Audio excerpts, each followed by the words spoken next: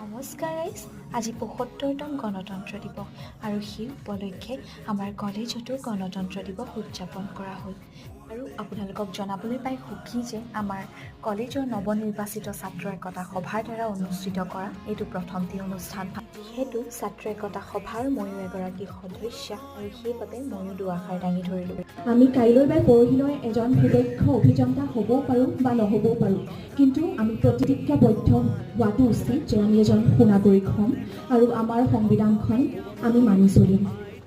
লগতে কওঁ যে গোলাঘাট অভিযান্ত্ৰিক মহাবিদ্যালয় 2024-25 বৰ্ষৰ একতাৰ সভাৰ আজি প্ৰথমটি সভা, গতিকে আপোনালোকৰ উপস্থিতিয়ে আমাৰ প্ৰত্যেকজনকে আনন্দিত কৰি তুলিছে।